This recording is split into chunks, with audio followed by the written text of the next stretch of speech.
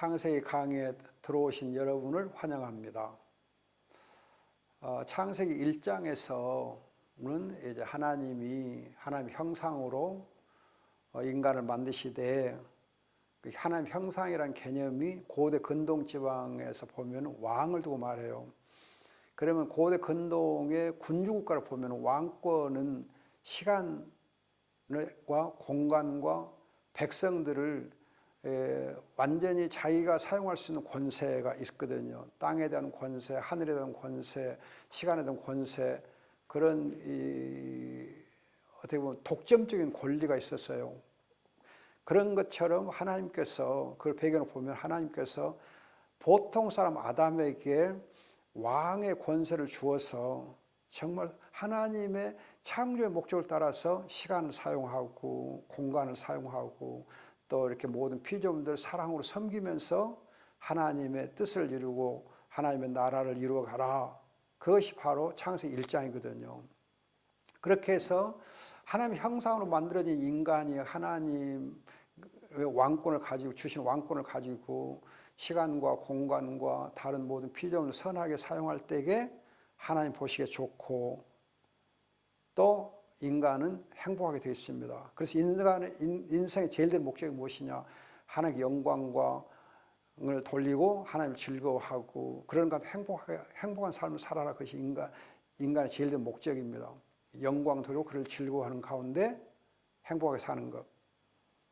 그렇다면 우리가 창세기 2장에서는 하나님 모세가 어떤 관점에서 2장을 기록했는가 주의해야 됩니다.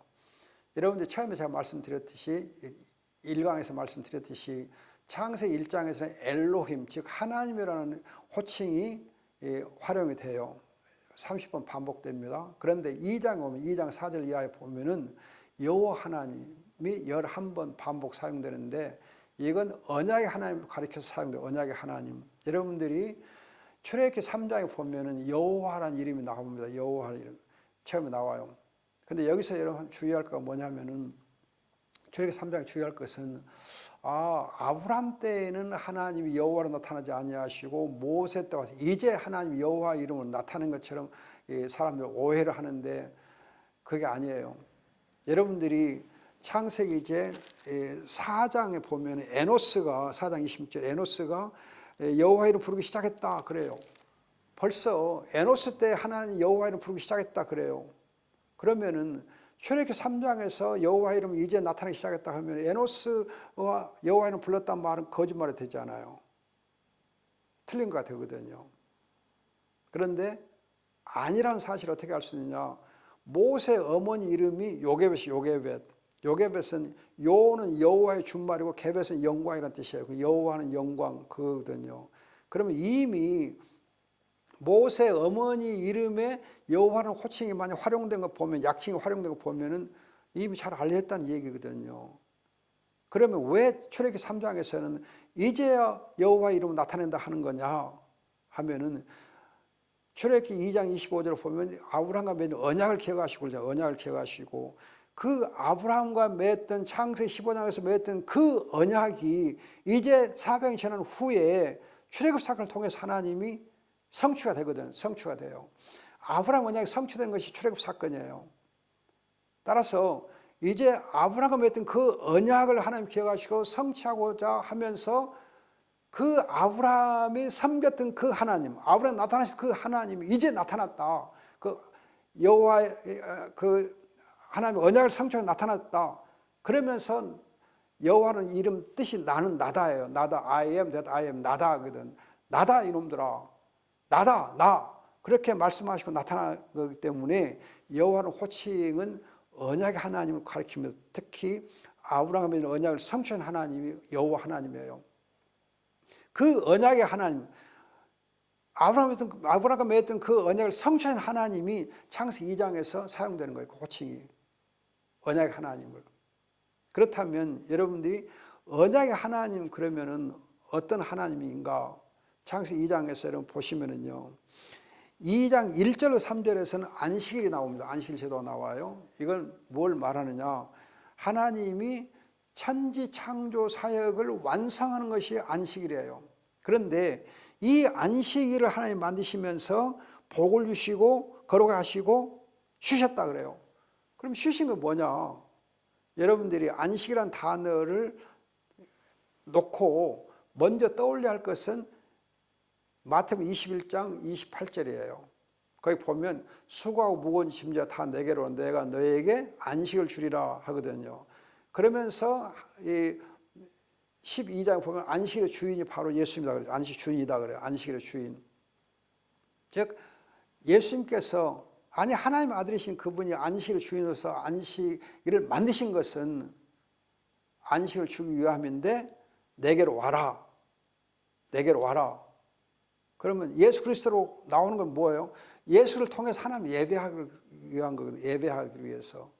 따라서 이 안식일은 예배하는 날, 예배하는 날, 하나님 예배하는 날, 하나님의 언약 가운데 하나님 예배하는 날이 안식일이거든요. 그러면서 안식을 누리고 또 생명을 누리게 되어 있거든요. 그런데 여러분들이 또 주의할 것은 여섯째 날에 하나님이 인간을 하나님 형상으로 만드셨어요. 그리고 일곱째 날에 안식일을 제정하셨어요. 그러면 여섯째 날에 창조된 이 사람이 아담이 제일 먼저 첫 번째로 맞이하는 날이 안식일이에요. 창조하고 첫 번째 경험한 것이 안식일이에요. 그러면 안식일에 아담이 맨 먼저 경험한 게 뭐겠어요? 예배를 먼저 경험해요. 예배를. 하나님과 예배를. 예배하고 나서 아담이 자기의 삶을 시작하는 거예요. 예배가 아담의 삶의 하나의 시작점이에요. 시작이에요. 예배하고 그의 삶이 시작되는 거예요. 예배를 통해서. 따라서 이제 우리가 이 안식일을 결국은 하나님의 언약과 연결지어야 되고 예배와 연결을 지어야 돼요. 자, 그 다음에 여러분 창세기 2장 4절에서부터 10이제 4절을 보면은 하나님이 에덴에 이제 동산을 만드세요. 에덴 동산을 만드세요. 동산을 만드세요. 이 에덴 동산은 3장 8절 보면은 하나님께서 여호와의 소리가 들리고 하나님께서 그 동산 나무에서 거니신다 그래요. 동산을 거니신다 하나님. 거니신 하나님. 여러분 3장 8절에 날이 서늘할 무렵은 예배학자들이 얘기한 거 보면 예배하는 시간에 예배 시간에 그렇게 해석합니다. 이 다음에도 설명을 해드리겠는데 예배 시간에 에덴 동산 하나님이 거니셔요. 예배하고자 하세요. 하나님과 아담과 교제하기를 원하세요. 예배를 통해서. 따라서 여러분 이 에덴 동산은 다른 게 아니고 하나님의 성소예요. 하나님의 성소. 그래서 요한계시록 22장에 있는 그 하늘 성소하고 연결돼 보면은 이 에덴 동산의 하나의 성소의 모형이 돼요. 모형이 돼요. 자, 여러분들 거기 보면은 과일나무들이 풍부해요. 과일나무들이 많고 또 강이 있고 물이 흐르고 긁고 거기 보석이 있어요. 요한계시록 22장 보면 물이 흘러요. 강가로 이렇게 생명 과일나무들이 풍성해요. 강물 밑에 보석들이 막 있어요. 그리고 그 보좌에서 물이 흘러나오는데 그 보좌의 중심에 어린 양이 계세요. 자, 이걸 보면 에덴 동산은 전통적으로 신학자들에 의해서 단순히 그냥 땅이 아니고 동산이 아니고 하나님의 성소다 그래요. 하나님의 성소. 하나님 거처로 성소예요. 하늘에 계신 하나님께서 에덴 동산에 임하신 거예요. 임재하신 거예요. 여러분 이는 마치 요한복음 1장 14절에서 말씀이 육신이 돼 우리 가운데 거하셨다 할 때에 말씀이신 하나님의 아들이 육신을 입고 이 땅에 거하시면 성전을 이루시고 그 가운데 계시는 거예요. 성전을 이루시고 하늘이 땅에 임한 사건이 예수님의 성신 사건이거든요. 그런 것처럼 예수님이 자기의 몸을 성전으로 삼으시고 말씀이신 그분이 우리 가운데 거하신 것처럼 이 에덴 동산은 하나님께서 이 동산을 만드시고 거기에 임재해 계시는 거예요. 임재하는 사건이요. 그래서 이 땅에서 아담이 하나님을 만나 예배할 수 있는 길을 열어놓으신 거예요. 그렇기 때문에 에덴 동산이 어마어마하게 중요한 거예요. 하나님 성스러 중요한 영적 의미를 갖고 있어요. 그런데 여러분들이 이제 이것과 관련해서 2장 15절 보면은 여호와 하나님께서 사람을 데려다가 에덴 동산 두시고 그것을 경작하며 지키게 하셨다. 그래, 경작하며 지키게 하셨다. 이 경작하며 지키게 하단 말이 무슨 말인가? 이걸 좀 잘 주의하셔야 돼요. 경작하단 말이 히브리어로는 아바드라 그래요. 아바드라 그러는데 이 아바드란 말에서 예배란 단어가 나와요. 예배다, 예배하다, 예배란 단어 나와요. 또 지키단 말은 샤마르라고 히브리어로 그러는데 이것은 이제 하나님의 말씀을 지키고 순종하다 할 때 쓰는 단어예요. 자, 이걸 보면은 농사 짓는 경작을 통해서 오히려 하나님을 예배하고 또 에덴을 지키는 걸 통해서 하나님의 말씀을 지키고 순종하라는 거예요. 그러니까 2장 15절은 단순히 에덴산에서 쟁기질하고 땅을 갈고 에덴을 지키고 하는 그 차원에 머무는 것이 아니고 이걸 통해서 오히려 하나님을 예배하고 하나님의 말씀에 순종하고 하라는 거죠. 구체 예배 행위를 가르친 거예요. 예배 행위를. 예배, 말씀 순종. 여러분들이 한 가지 좀 다른 예를 들어드리면은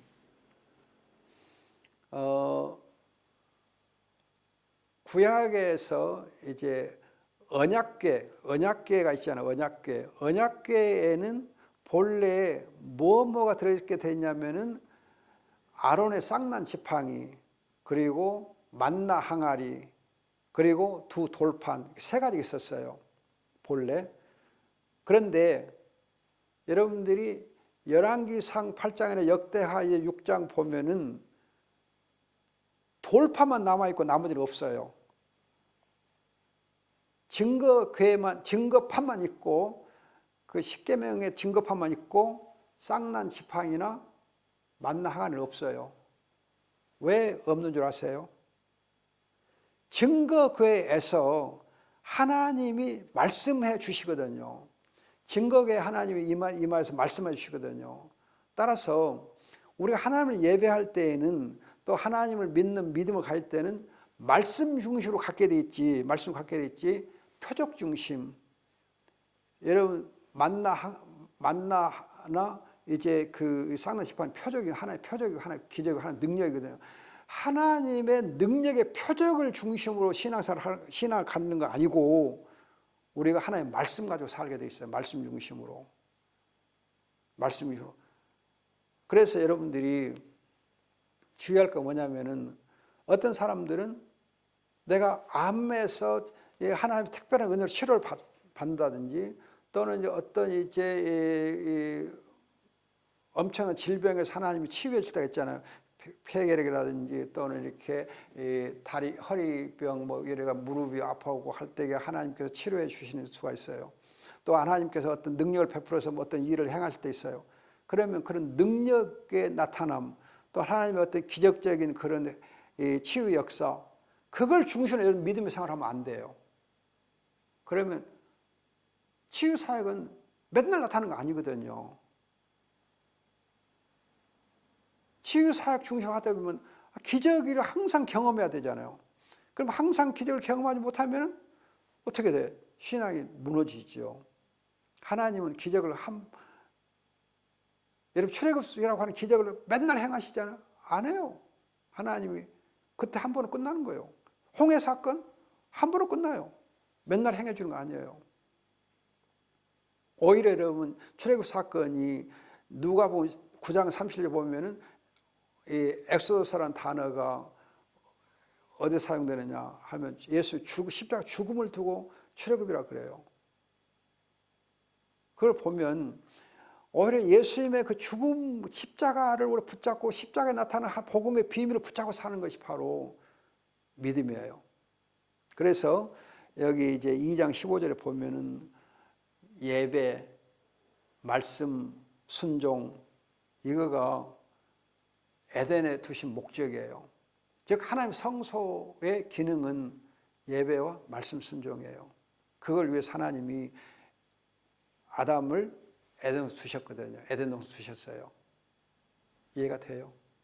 자, 그러면 이제 또 중요한 거가 하나님이 사람 만들 때 2장 7절에 보면은 흙으로 만드시고 생명의 호흡을 불어 넣으신 사람이 여러분들이 그동안 번역을 보면 생명이 되었다 그렇게 되어 있는데 생물이 되었다. 생물이란 말로 번역이 생물입니다. 생물로 번역해야 됩니다. 생물이 되었다 그래요.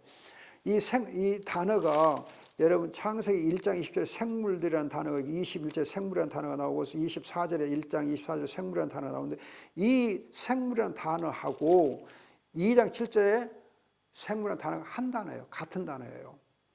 또 이제 여러분들이 2장 19절에 아담이 그 생물을 일컫는 대로 그때 생물 다 같은 단어예요. 여러분들이 이제 창세기 이제 6장 이후에서 보면은 홍수로 이렇게 다 쓸어버릴 때 그 생물들을 다 쓸어버렸다 할 때 그 생물도 바로 이 단어와 똑같은 단어예요. 한 단어예요.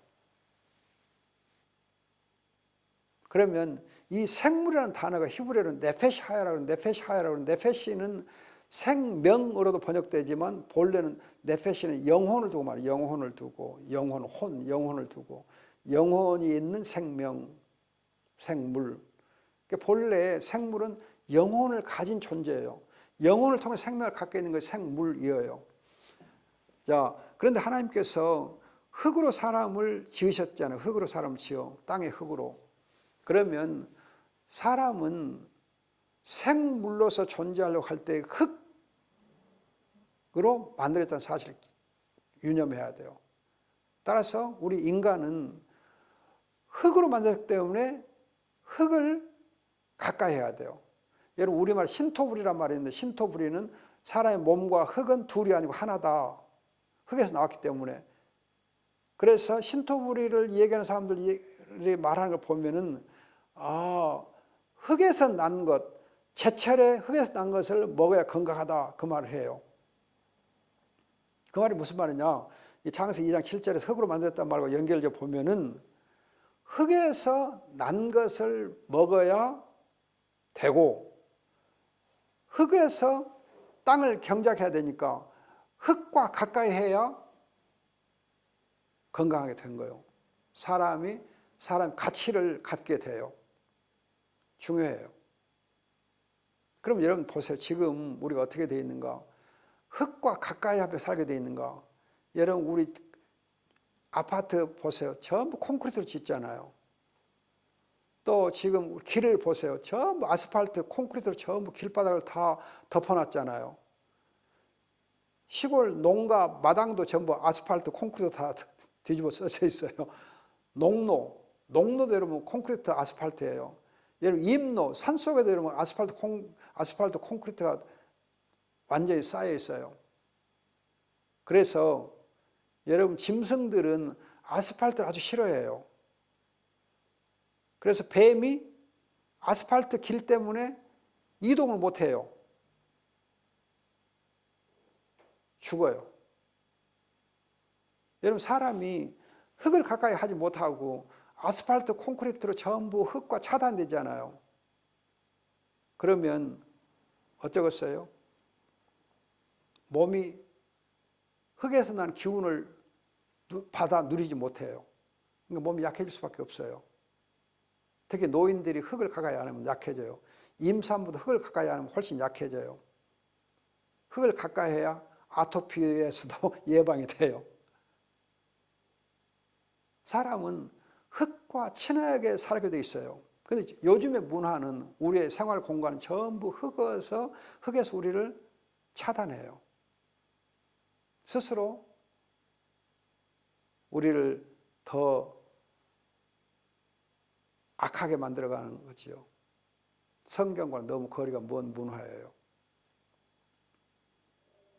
여러분들이 혹시 이제 군대에서 보면은 유격훈련이 있거든요.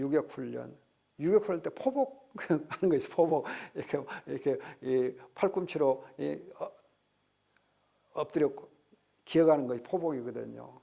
근데 엄청나게 힘들 것 같은데 땅에서 기는 이 훈련이 엄청 힘들 것 같은데 피곤이 풀려요.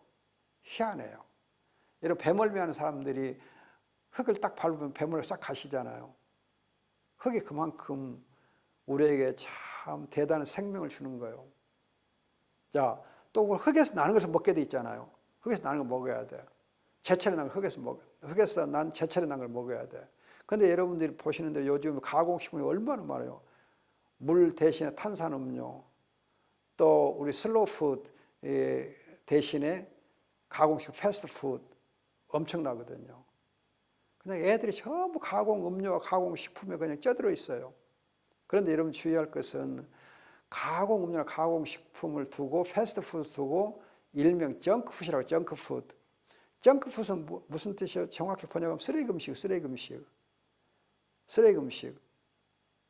근데 여러분들 좀 충격적인 얘기를 좀 해드리면은, 제가 어렸을 때 보니까 경험인데, 미친 사람들은 밥상에서 밥을 안 먹어요. 밥상에 차려놓은 좋은 밥을 안 먹어요. 좋은 음식, 따뜻하고 좋은 음식 안 먹어요. 미친 사람은 어떻게 하느냐? 꼭 쓰레기통 뒤지면서 그렇게 쓰레기 음식을 주워 먹고 다녀요.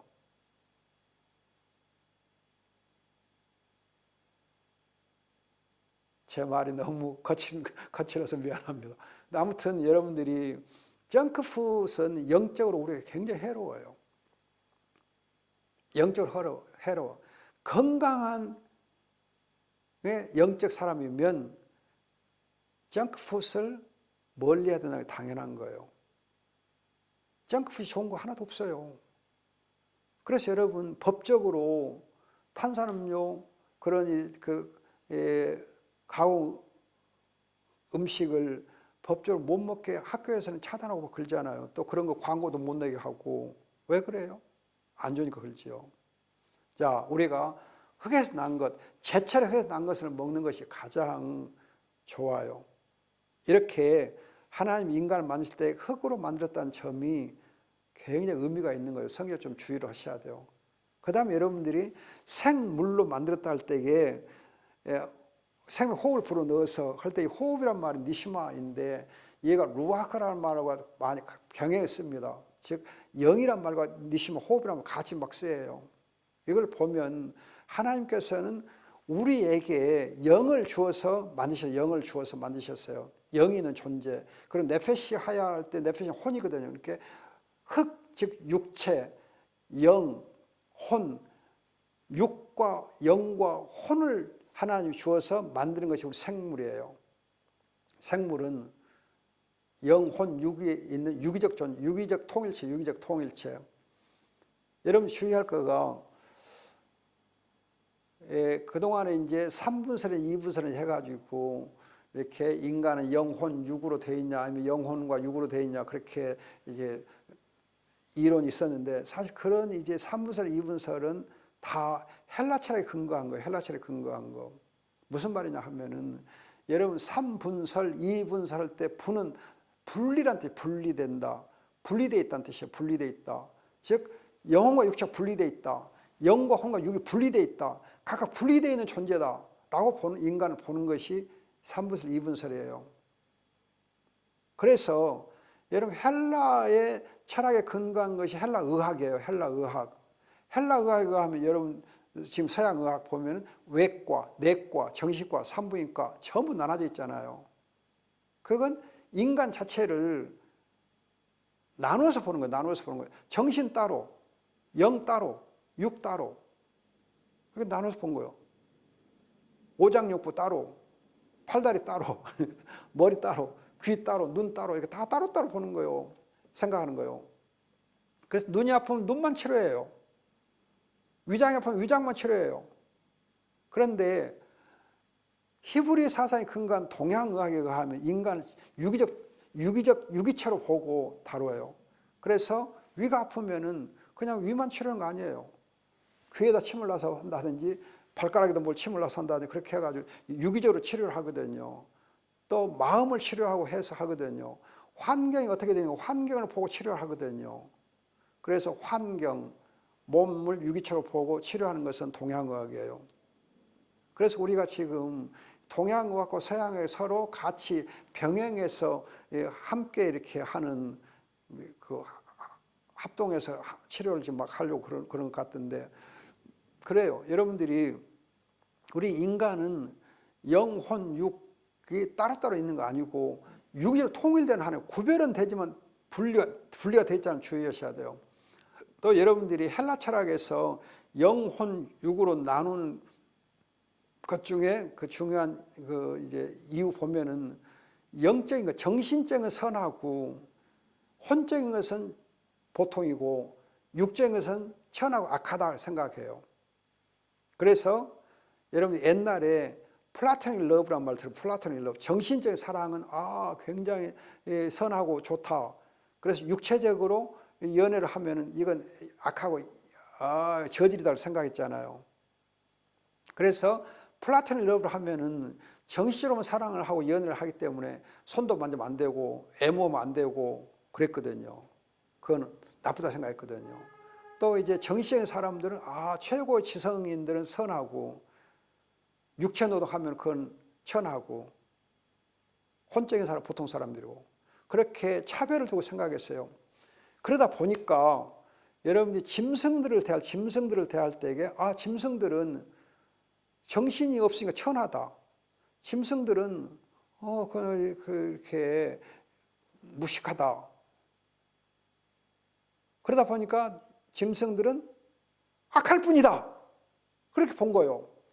짐승들은 그냥 악하고 천하고 하니까 마음대로 그냥 학대도 되고 마음대로 부려먹어도 되고 마음대로 발로 차도 되고 마음대로 죽여도 되고 마음대로 그래서 여러분 호랑이, 고래 또는 이렇게 그 짐승들 사정없이 포획해가지고 멸종시키고 그랬잖아요. 인간들이 하나님께서 정말 하나님 형상을 만든 우리가 그들을 어떻게 섬겨야 되는가, 정말 악하게 대할 수 있었던 것이 헬라 철학이에요. 그런데 여러분 생물, 여러분 네페시하야라고 내가 말씀드리잖아요. 네페시라면 영혼이란 말이 있거든요. 그러면 짐승이 혼이 없느냐? 그건 없다고 생각했거든요. 짐승이 영이 없느냐? 없다고 생각했거든요. 아니에요. 성경 보세요. 짐승이 생물이기 때문에 혼이 벌써 있어요. 생명의 자도 혼이에요. 여러분 짐승이 감정이 있어요. 짐승에도 언어가 있어요. 짐승이 눈물을 흘려요. 짐승이 사람의 말을 알아들어요. 짐승이 악귀를 구별해요. 짐승은 여러분 천재지변을 미리서 감지해요. 징조를 알아요. 본능만 있는 거 아니에요. 혼이 있어요. 이성이 있어요. 지혜가 있어요. 도구를 사용할 줄 알아요. 감정 표현을 해요. 대단해요. 여러분들이 전도서 3장 여러분 전도서 3장 18절 보면은 사람도 짐승과 마찬가지라는 것을 깨닫게 하신다. 사람도 짐승과 마찬가지다. 그 다음에 사람의 닥치는 일과 짐승의 닥치는 일이 똑같다. 사람이 죽는 것처럼 짐승도 죽고 모두가 다 같은 호흡을 가졌다. 여기 호흡이라고 하는 이 단어가 히브리어는 루아흐입니다. 루아흐. 영이란 단어로 번역되는 단어예요. 영으로 번역됐습니다. 모두가 다 같은 호흡을 가졌다. 즉 짐승도 사람도 같은 루아흐를 가졌다 그래요. 그래서 사람이 짐승과 나을 것이 없다. 그리고 이제 21절 보면은 사람의 영은 위로 올라가고 짐승의 혼은 땅으로 내려간다. 그렇게 번역을 많이 하는데 그게 아니에요. 여기 사람의 영도 루아흐고 짐승의 혼이라고 번역된 이것도 루아흐, 히브리어 루아흐 한 단어예요. 거듭 말씀드리지만 19절에도 루아흐를 썼고 21절 루아흐 영이라는 단어를 그대로 썼어요. 같은 단어를 썼어요. 그러면서 같다 그랬어요. 동일하다 그랬어요. 다를 것이 없다 그랬어요. 똑같다 그랬어요. 그럼 여러분 성경이 이미 사람과 짐승이 똑같다. 같은 호흡, 같은 영을 가지고 있다. 성경이 이렇게 말하는데 짐승은 영이 없다 그러면 되겠어요. 우리가 성경을 믿지 말든지 성경으로 믿든지 해야 되잖아요. 그럼 여러분 성경의 말씀 보면 창세기 2장 7절에 네페시 하야, 혼이 있다 그랬어요. 전도서 3장 영이 있다 그랬어요.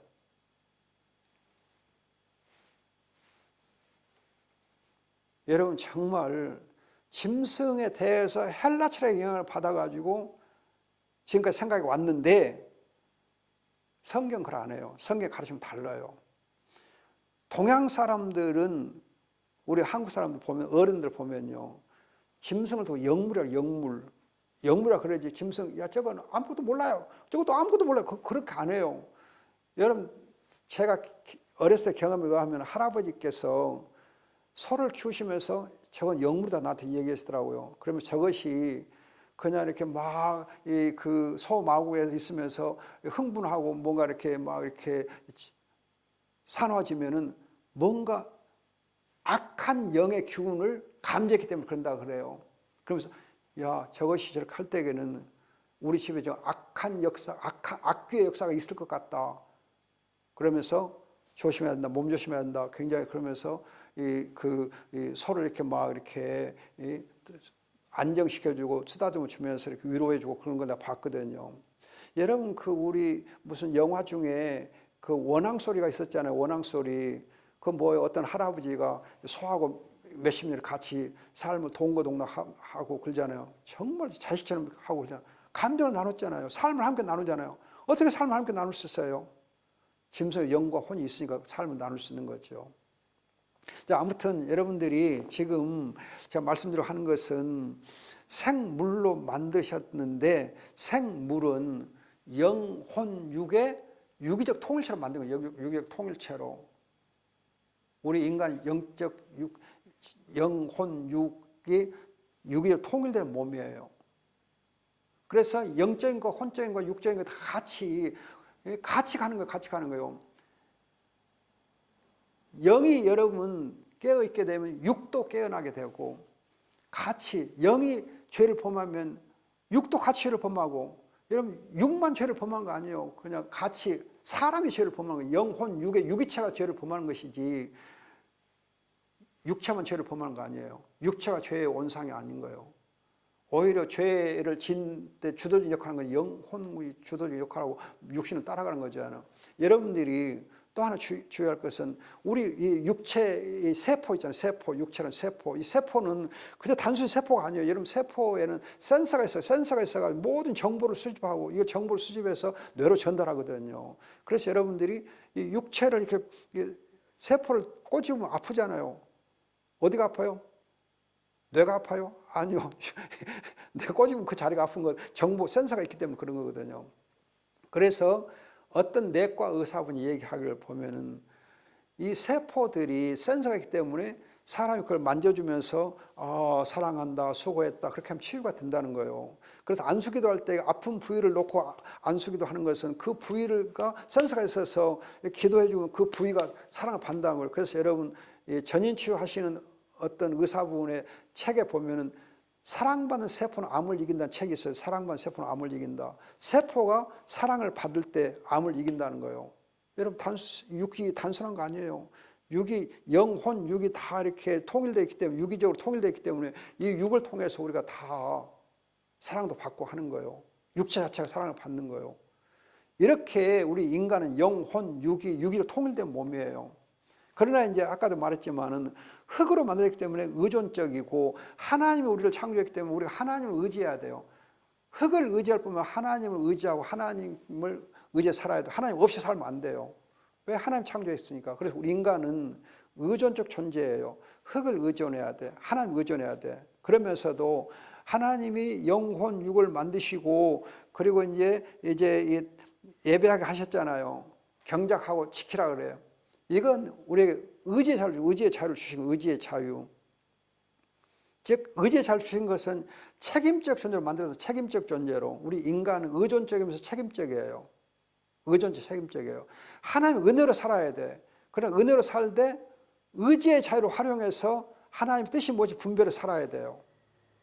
여러분들이 주의할 것은 의지의 자유가 없다. 자유의지가 없다. 그건 죄 아래 있을 때 하는 말이에요. 죄 아래 있게 되면 사탄에 사로잡혔기 때문에 하나님의 뜻을 분별해서 행하려고 하지 않아요. 영적으로 죽어있기 때문에 하나님의 원하신 선을 행하지 않아요.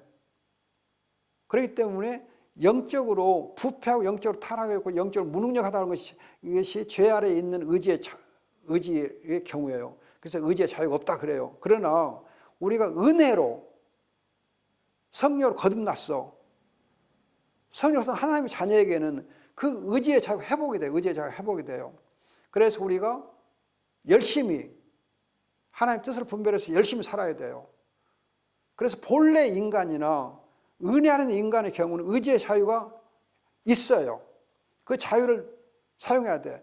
그래서 여러분 요한복음 8장 보면 진리가 너희를 자유케 하리니 자유를 우리가 누렸어요. 갈라디아서 보세요. 너희가 자유하는 자다.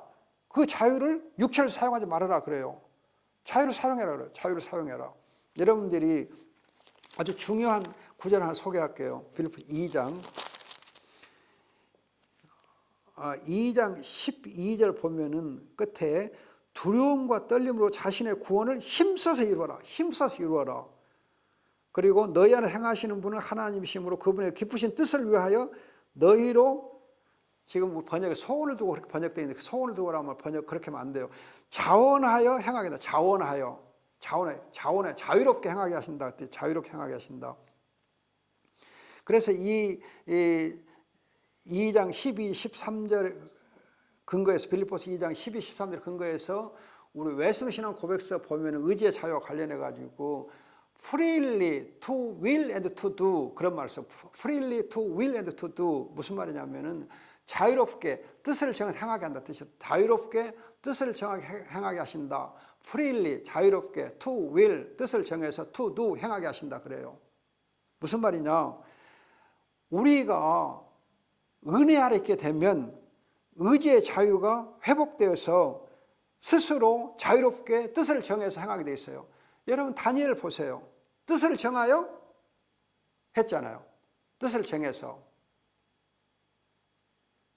근데 지금 많은 우리 성도들이 오해하고 있는 거가 의지의 자유가 없다. 의지의 자유가 없다. 나는 아무것도 할 수 없어. 할 수 없어. 의지의 자유를 얘기하면 그건 인본주의야 그렇게 오해를 해요. 열심을 내면 야 그거 그러면 안 돼. 결혼 문제를 놓고도 야 기다려. 열심히 중매쟁이를 찾아다니고 열심히 짝을 찾아다니고 안 해요. 그냥 가만히 기다려. 그게 믿음이라고 생각해. 아니에요. 그건 믿음 아니에요. 믿음은 열심히 힘써서 열심히 해요. 여러분들 아까 빌립보서 2장 12절에 힘써서 이루어라 그 말이 영어로는 워크아웃이라고 번역해요. 그럼 워크아웃이 뭐냐? 이루어라 그 뜻인데 그거가 특별하게 쓰일 때는 프로 권투 선수로 데뷔하는 경기, 아마추어 권투 선수가 프로로 데뷔하는 경기를 두고 워크아웃이라고 그래요. 그럼 그 권투 선수가 프로로 데뷔하려고 할 때 그 경기에 임할 때가 어떻게 해요? 죽기 살기로 하거든요. 죽기 살기로 그냥 처음부터 끝까지 그냥 막 있는 힘을 다해서 하는 것이 워크아웃이에요. 또 워크아웃이 여러분 회사에서 보면 부도 직전에 있는 회사 워크아웃 신청을 해요. 구조조정 하거든요. 구조조정은 정말 여러분 최선을 다해서 자기의 모든 수단을 다 동원해서 자구책을 강구하는 것이 워크아웃이거든요. 모든 수단을 동원해서 싸우고 모든 수단을 동원해서 스스로 살아남으려고 하는 것이 워크아웃이에요. 그렇게 하라는 거예요. 여러분들이 이거에 대해서 너무 많이 오해를 하니까 베드로후서 하나 더 소개해요. 베드로후서 1장 보면은 5절에 더욱 힘써 너희는 더욱 힘써 믿음의 덕의 지식을 공급해라. 그냥 더욱 힘써라 그래요. 10절에 형제들 더욱 힘써 너희의 부르심과 택하심 굳게 해라. make sure 확실하게 해라. 이런 것들을 행하면 결코 넘어지지 않을 것이다. 이렇게 행해 넘어지지 않는다는 거예요. 넘어지지 않는다는 거예요. 더욱 힘써 해야 넘어지지 않는다는 거예요. 그래야 10절에 보면 이렇게 하면 우리 주님 곧 구주 예수 그리스도의 영원한 나라에 들어가는 것이 너희가 넉넉히 주어질 것이다. 하나님에 들어가니 이제 넉넉히 주어진다는 거예요. 하나님 나라에 들어가니 넉넉히 주어진다. 아니 더욱 힘쓰지 않으면 하나님 나라에 못 가는 거예요. 못 들어가는 거예요. 더욱 힘쓰지 않으면, 더욱 힘써서 믿음에 뭐 이렇게 덕을 세우라 그거지. 근데 우리는 의지의 자유의 경우 본래 하나님 의지의 자유를 주셨고 죄 아래 있을 때는 의지의 자유를 상실하지만 은혜 아래 있게 되고 믿음을 갖게 되면 그 의지의 자유가 회복되어서 그렇게 더욱 열심히 힘써서 해야 돼요. 정말 주의하셔야. 그런 의미에서 우리 인간 책임적 존재라는 책임적 존재. 내가 믿어야 돼. 내가 회개해야 돼. 내가 죽음을 준비해야 돼. 내가 천국 갈 준비를 해야 돼. 로마서 12장 13절 보세요. 더욱 힘써 형제 사랑하라. 더욱 힘써 하라 그래요. 분리해서 하라 그래요. 자, 그리고 여러분들이 이제 그 6절 보면은 16, 17 보면은 선악과를 먹지 말아라 그러면서 생명을 얻으리라 그러잖아요. 생명을 주리라. 그러나 먹는다는 죽는다 그래요.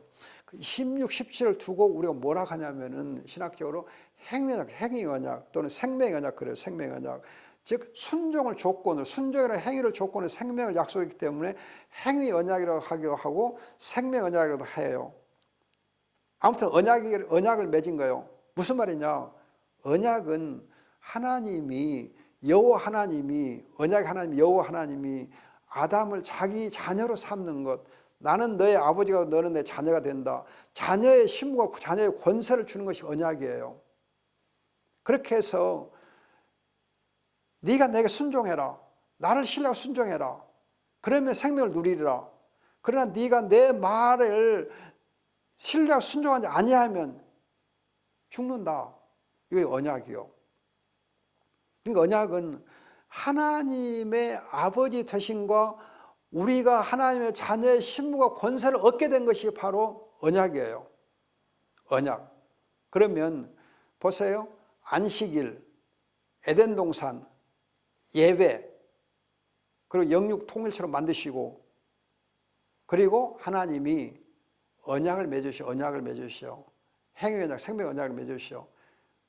언약을 붙잡고 예배하라는 거예요. 언약의 말씀 속에서 하나님을 예배하는 거예요. 언약의 말씀 속에서 의지의 자유를 잘 사용하라는 거예요. 여러분, 그래서 언약 없이는 안 돼. 즉 우리가 하나님의 자녀의 신분과 권세를 가지고 살아야지 그냥 하나님의 자녀의 신분과 권세를 잃고 살면 안 돼요. 그래서 여러분 요한복음 1장 22절 보면은 예수를 영접하고 믿으면 뭐 하나님 자녀의 신분과 권세를 얻게 되는 하나님 자녀의 신분과 권세를 얻어요. 우리 하나님 자녀가 되는 거예요. 그게 언약의 핵심이에요. 결국 말씀드리지만 우리가 하나님의 은혜로 처음부터 언약을 가진 자요. 하나님 자녀의 신분과 권세를 이미 받은 자요. 이 자녀의 신분과 권세를 잘 우리가 활용해야 돼. 지켜야 돼. 이걸 놓치면 안 돼. 여러분들이 대한민국의 백성으로서의 국민으로서의 신분과 권세를 잃어보세요. 대한민국의 국민의 신분과 권세를 잃으면은 어떻게 살겠어요? 못 살지. 어디 가서도 못 살지요. 그러나 대한민국 국민으로서의 신분과 권세를 내가 알고 잘 사용하면은 우리의 삶이 풍성해질 수 있고 부유해질 수 있어요. 대한민국의 국민으로서 신분과 권세를 잘 활용하는 것이 내가 가질 자유요. 그런 것처럼 우리는 본래 하나님의 자녀로서의 자유, 신분과 권세를 가지고 만들어졌어. 언약을 가진 자요. 이 언약의 말씀에 순종하고 이 언약의 말씀 따라 하나님을 신뢰하는 것이 바로 우리의 삶의 존재 목적이고 이때 삶의 가치가 생겨나는 거예요. 주의하셔야 돼요. 자, 그 다음에 여러분들이 18절 25절에서는 아담에게 갈빗대를 취해서 여자를 만들어 주셔요. 그리고 둘이 한 몸을 이루게 하셔요. 즉 부부가 되게 하고 가정을 이루게 해주세요. 그러면 여러분들이 언약이라고 하는 이 관계는 하나님이 아버지요 우리가 그의 자녀로서 관계하고, 하나님은 왕이시고 우리는 그의 백성으로서 관계하고, 하나님은 우리가 남편이시고 우리는 그의 아내로서 관계, 예수님이 신랑이고 우리가 그 신부로서의 그 관계를 두고 언약이라 그래요. 그래서 여러분들이 결혼은 천륜이다 그러잖아요. 하늘에 맺어진 거다. 또 결혼은 언약이다 그래요. 결혼은 계약이 아니거든요. 여러분 계약 결혼하는데 그건 정말 우리 생각해서 안 될 단어예요. 결혼은 언약이에요. 부부는 그래서 한 몸이 되는 거예요. 다시 말해서 여러분들이 창세기 2장에서 여호와 하나님, 언약의 하나님이 왜 아담에게 하와를 만들으시고 둘이 한 몸 되게 하시고 가정을 이루게 하시느냐. 언약 공동체, 언약 공동체를 만들으신 거예요. 또 언약의 이 가정은 언약의 훈련장, 언약을 체험하는 훈련장, 언약의 체험 훈련장. 가정을 통해서 에덴 동산을 이루는 거예요. 여러분 가정이 안식처라 그러잖아요. 룻기 3장 1절에 보면 가정은 안식처라 그래요. 근데 에덴 동산 하나님 안식처예요. 즉 여러분들이 가정이라는 안식처에서 하나님의 안식을 누리게 되어 있는 거예요. 가정이라고 하는 언약 공동을 통해서 하나님의 언약을 체험하는 거예요. 따라서 여러분 가정, 부부는 언약 공동체, 언약 체험장이기 때문에 가정과 결혼은 절대예요. 필수예요. 선택이 아니에요. 그런데 여러분 지금 너무 싱글족들이 많아. 혼자 사는 걸 좋아해요. 그래서 들리는 말이 하면 같이 사는 건 괴롭다는 거예요. 누군가 함께 살면 괴롭다는 거예요. 누가 더불어 살면 괴롭다는 거예요. 괴롭게 사느니 혼자 살겠다. 괴로운 것보다 외롭게 사는 게 더 낫다. 괴롭다, 외롭다. 괴롭히는 것보다 괴로운 것보다는 외로운 게 더 낫다. 그런 말들이 유행한다 그래요. 그런데 여러분들이 정말 생각해 보세요. 결혼 안 하고 20대, 30대 보내면 혼자 사니까 재밌는 것처럼 보이죠. 그럼 40대 되어봐. 50대 되어봐. 여러분들 혼자서 40대를 넘기고 50대를 맞이하면 결혼하고 살면 또 그때 좋다고 생각할지 모르지만 아니에요. 특히 부모님들이 30대 후반, 40대 자녀를 보면 징글맞다 그래. 부모들이 징글맞다 그래. 그런데 당사자들도 40대 후반도 50대 되어 보면 내 인생이 너무 징글맞다 그래. 징그럽다 그래. 싱글 하다가 징글맞게 돼. 주의하셔야 돼요. 결혼은 선택이 아니에요. 가정은 선택이 아니에요. 하나님의 언약의 공동체, 언약의 체험 현장이에요. 하나님이 주시는 생명을 누릴 수 있는 최고의 곳이 바로 가정이고 최고의 제도가 부부 결혼이에요. 그렇게 해서 우리가 하나님이 주시는 언약을 누리는 거예요. 그런데 여러분들이 이제 19절에서 보면 아담이 짐승을 이제 일컫는 것이 일컫다는 말이 있어요. 그 일컫다는 말이 히브리어는 카라라고 그래요. 카라라고 그러거든요. 이 카라란 말이 요나서 1장 2절하고 이사야서 44장 7절 보면은 선지자가 선포할 때 쓰는 단어, 선자가 메시지를 선포할 쓰는 단어가 바로 이 카라란 단어예요. 그래서 많은 학자들이 여기 카라란 말을 왜 여기 썼을까? 왜 모세가 여기서 카라란 말을 썼을까? 하나님께서 모세에게 모든 생물의 가치, 생물의 존재 가치, 존재의 목적을 알고 거기에 따라서 이름을 일컬어 줬다. 그걸 보면 선자적인 어떤 그런 직분과 기능을 아담에게 먼저 주셨다. 그렇게 보는 겁니다. 그래서 창세기 1장, 2장 전체로 보면은 하나님 형상으로서의 인간은 왕적 권세가 있어요. 또 이 경작하고 이렇게 지키는 가운데서 보면 제사장 권세가 있어요. 예배하는 제사장 권세. 그리고 이제 여기 보면 짐승을 일컫는 가운데서 선지자적 직분이 있는 걸 볼 수 있어요. 즉 본래 인간에게는 이런 세 가지 직분, 왕, 제사장, 선지자 이런 직분들이 다 있어요. 따라서 우리가 지금 살아가면서 제사장, 왕, 선지자로서의 하나님 주신 직분이 어떤 것인가 잘 알고 그 직분을 우리가 잘 활용하는 지혜와 또 믿음을 가져야 돼요. 이 직분 없이 살면은 권세를 못 누려요. 그래서 여러분들이 창세기 2장에서 하나님이 언약의 자녀로 우리를 생물로 창조해 주셨구나.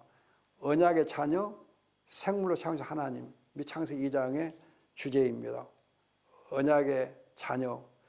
창세기 1장은 하나님 형상 왕권. 근데 언약의 자녀, 생물. 또 영육, 유기체, 유기적 영육 통일체, 유기적 영육 통일체로 인간을 만들어 주셨어요. 자, 하나님께서 이렇게 모세를 통해서 창세기 1장, 2장에서 어마어마한 창조의 비밀을 가르쳐 주셨어요. 이걸 알아야 여러분들이 하나님이 너무 멋있다. 하나님 창조된 나는 하나님 기쁨이요, 하나님의 자랑이요, 하나님 멸류관이요. 또 하나님 자녀로서 이런 엄청난 힘과 권세를 가지고 있구나. 이렇게 살아야 여러분 기독교 세계가 제대로 세워지는 거예요.